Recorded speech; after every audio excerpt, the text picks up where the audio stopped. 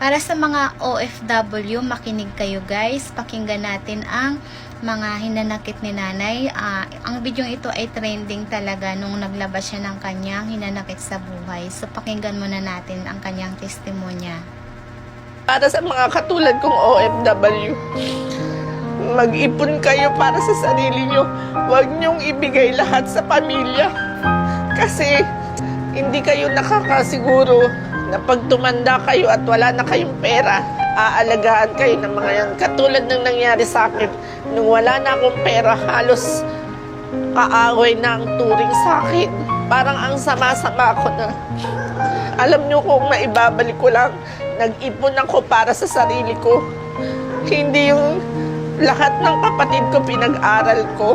Lahat ako ang tumulong para makapag-abroad sila.